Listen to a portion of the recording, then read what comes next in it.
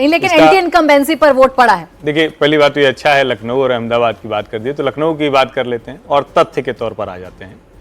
अटल जी जैसे उदार कहे जाने वाले नेता को भी 8 से 9% मत से ऊपर कभी नहीं गया, कभी नहीं गया।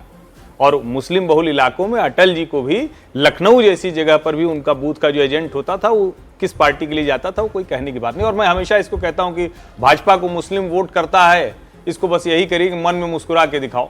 मैं बार बार यही कहता हूं, तो मन में मुस्कुरा के अगर कोई दिखा सकता है तो ऐसे ही भाजपा को मुस्लिम वोट मिलते हैं। लेकिन इस पूरे को, जिसको हम लोग, जिसको कहते हैं ना, गुरुजन अपने छात्रों को सिखाते हैं कि करत करत अभ्यास के जड़मति होत सुजान और रसरी आवत जात से सिल पर पड़त निशान। ये पत्थर पर रस्सी का निशान पड़ा है। ये सामान्य चुनाव है ही नहीं।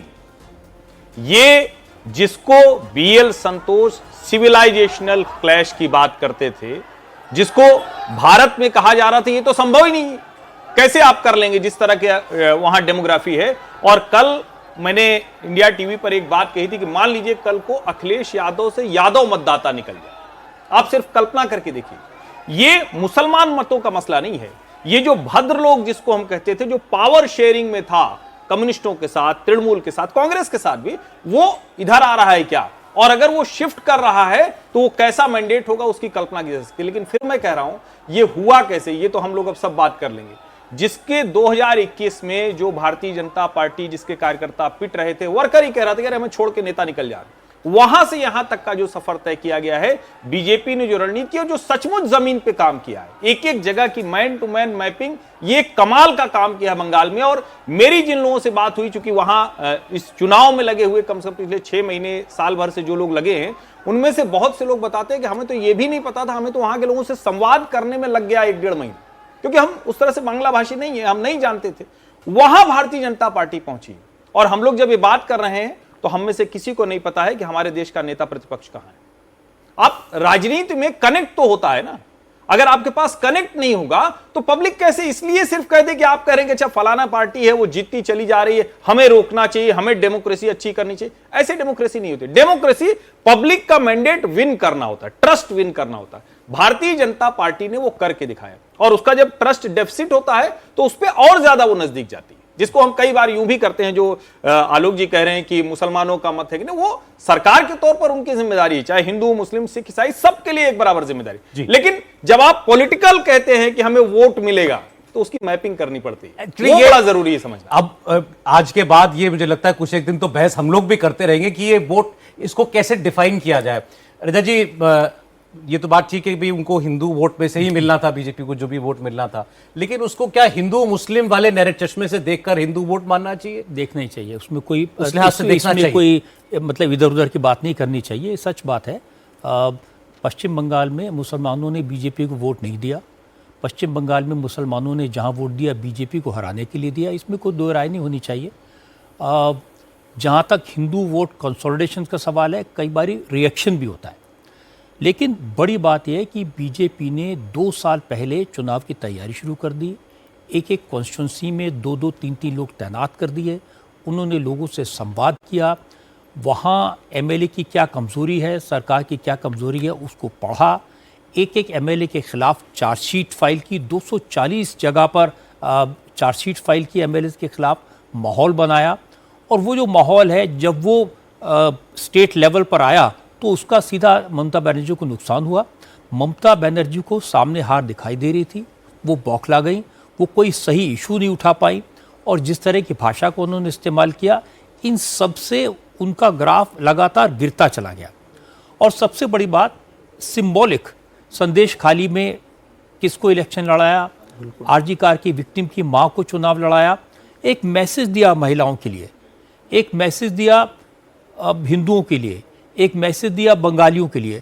और ममता बनर्जी जब जब कोई छोटी बात की, ये मछली खाना रोक देंगे, ये SIR करा के वोट काट देंगे, ये गुजराती है, ये आके रूल करेंगे, उन सबको बड़े सलीके से काउंटर किया। और एक और बड़ी बात चुनाव की लड़ते समय दिखाई दिया कि ये बीजेपी के नेताओं को समझाया गया था कि उन्हें कोई हल्की बात नहीं करनी है, कोई उल्टे सीधे बयान नहीं दे देने हैं। और कोई भी पूरे इलेक्शन के दौरान, कैंपेन के दौरान कोई ऐसी बात नहीं मिली जिसको ममता बनर्जी एनकैश कर सके। और फिर चौथी बात, जो तृणमूल कांग्रेस थी उसमें आपसी क्लैश लीडरशिप का, अभिषेक बैनर्जी की टीएमसी अलग, ममता बनर्जी की टीएमसी अलग, उन दोनों का क्लैश, उसको भी पूरी तरह से बीजेपी के लोगों ने एक्सप्लॉइट किया।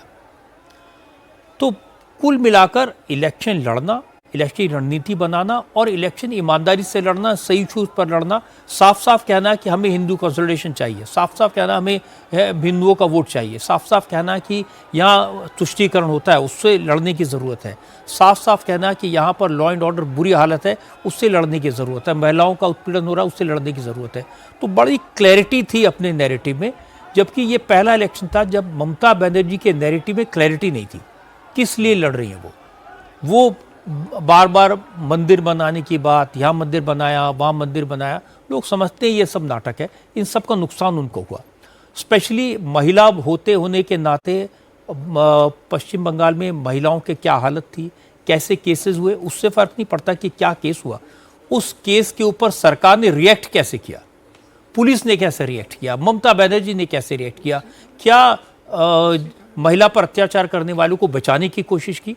जब ये मैसेज गया कि ये तो क्रिमिनल्स को बचाने की कोशिश की जाती है, लूटने वालों को बचाने की कोशिश की जाती है, तो फिर जनता रिएक्ट करती है और वो रिएक्ट ऐसा ही हुआ जो भी दिखाई दे रहा है। 200 सीटों पर बीजेपी आगे है, ये उन सारी बातों का रिएक्शन है। विजय जी, और एक जैसे रॉ नर्व जनता के बीच बीजेपी ने छू ली थी और इसको शायद प्राइम मिनिस्टर मोदी ने, अमित शाह ने इसको बहुत बहुत जल्दी रियलाइज कर लिया था कि लोगों के बीच जैसे एक घुटन सी है। जब उन्होंने डे 1 से कैंपेन में भय नहीं भरोसा कहना शुरू किया, डरो मत, उनको आत्मविश्वास दिया, तो जैसे जनता इस बात का इंतजार कर रही थी कि कोई हमें आश्वासन देने वाला है। ये बिल्कुल ठीक बात है। और यदि आप भारतीय जनता पार्टी की पिछले 10 साल की 20 साल की पॉलिटिकल हिस्ट्री देखें तो उनको ये समझ में आता है कि भय जो है ना, सिक्योरिटी जिसे आप कहते हैं, लड़कियों की, आम आदमी की, वो एक बड़ा कोर इशू होता है और वो बहुत जल्दी कनेक्ट करता है। आप 2017 का चुनाव देखिए उत्तर प्रदेश का, अखिलेश यादव के खिलाफ जो सबसे बड़ा कैंपेन था वो गुंडागर्दी को लेकर था कि लड़कियां सुरक्षित नहीं है, रात को नहीं निकल सकते, भय होता है, और उसने उस पूरे चुनाव को बदल दिया। मतलब एक मेजर फैक्टर, और भी बहुत सारे कारण रहते हैं, हर चुनाव के अलग अलग कारण होते हैं, वो रहा। बिहार का ये वाला चुनाव देख लीजिए, बीजेपी सरकार में थी, नीतीश कुमार सरकार में थे, लेकिन फिर भी उन्होंने आरजेडी का जो गुंडा राज है उसको एक पूरा बड़े पैमाने पर, बड़े स्केल पर दिखाया और लोगों को याद दिलाया कि सिक्योरिटी जो है सबसे बड़ा इशू है। तो इसलिए बीजेपी उस कनेक्ट को जानती है, उस पर काम हुआ। और जैसे कल हम चर्चा कर रहे थे, मैंने कहा था कि क्या हम 2006 और 2011 के चुनाव को 2021 और 2026 के चुनाव के साथ जोड़ सकते हैं।